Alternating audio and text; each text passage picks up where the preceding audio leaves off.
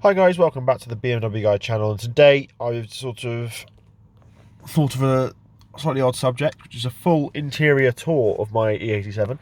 As you can see, it's pouring with rain outside, so I don't really want to go out. So this, is just a quick video, sort of giving you a tour, sort of a first-person tour, if you like. This always looks like I'm looking around. I promise I haven't got anything strapped to my head. It's just me holding the camera. So let me give you a quick 4K 60 frames per second tour of the interior of the car. So let's begin. So as you can see, this is the M Sport steering wheel here. We've got quite a bit of wear on the top, which is obviously quite common as the car does have 100,000 miles on. We've got more wear on the steering wheel here, which again is quite common. Basically what it is, it's the surface that BMW put on the steering wheel to make it feel slightly more premium and not hard plastic like here. It basically just flakes off after a while. As you can see, it's happening on my wheel, and it's not because I'm sat there picking it or anything like that. It genuinely just decays over time. Same as the top of the steering wheel here. When it focuses, it doesn't fancy it. There we go. As you can see, it's all gone dry and cracked. I have treated it several times. It does make it better, but it is still sort of an issue. We've got multifunction, we've got volume, stereo volume, mobile. So as you can see, it will change onto the mobile setting. This voice activation button, I think, only ever worked between the years of 2007 till 2011, because I've never met anyone where that still works on their car. So I don't know what it was. Maybe it was a sort of thing to do with iPhones at the time. It was sort of when the first iPhone came through. So yeah, that's one. We've also got some selection buttons here which can control the main infotainment settings, and rather oddly we've got a sort of recirculation button for the air conditioning, which is the same as this here.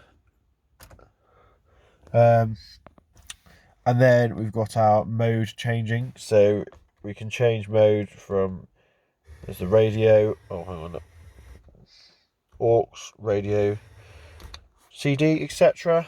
Let's move on to the main meat and potatoes, is the engine start stop button, and also our key slot. So this is just push in and push out key. You may have heard the car unlock there. And the engine's on. Ignore the annoying bongs and bings. We've got our dashboard here, complete with ABS lights, obviously because it's a BMW. Moving on to sort of the infotainment system, we have our audio button, which is essentially gives you the menu of different modes. So it does the same as the button on the steering wheel. You also have our menu button here, which means you can go between sort of configuration, the computer, and the telephone. These buttons along the bottom here, as you can see, are sort of used as use buttons. Then you have the option where you can display time, your music, or basically how you've got your music set up, or your phone, although it's not going to do it now because I've got this up. There we go. So now, sorry about that, if I press and hold this button, it takes us to the phone menu. Below that we have obviously our air conditioning stuff. So we've got our windscreen, sort of body and legs.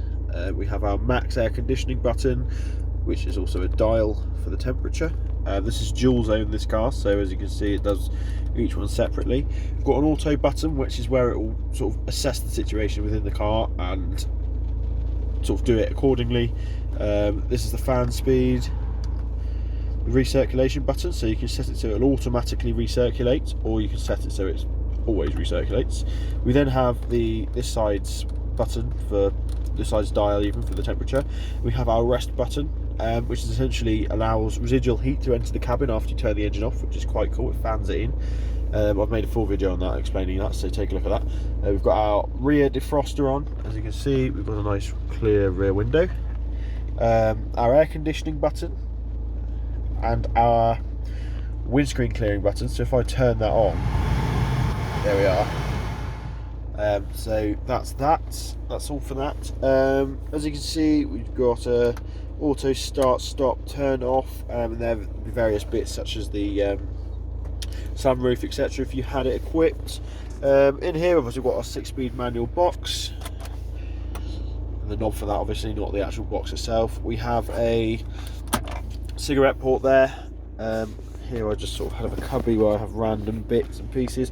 Manual handbrake, finished in the leather. Aux and cigarette lighter there. On this side we just have our nicely upholstered leather door cards with one window switch and a nice aluminium handle. We've got a reasonably sized glove box, nothing major, you're not going to set the world on fire. This side we have our window controls here and our headlights here. I permanently leave mine on because they turn off when you turn off the engine, so it's quite a deal really. And also the fog lights here. But yeah, that's just, oh, I better not forget the best bit. We've got our lock and unlock button, hazard lights, and also our DTC button, which you press it once for the dynamic traction control, or press and hold it for the traction control off. But yeah, thanks for watching, guys. Don't forget to like, comment and subscribe. It's just a quick little tour of the inside of my car, the sort of the inside of the E8X Generation 1 series.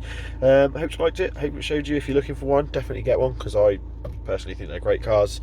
But yeah, don't forget to like, comment, subscribe, and I'll see you next one. Cheers.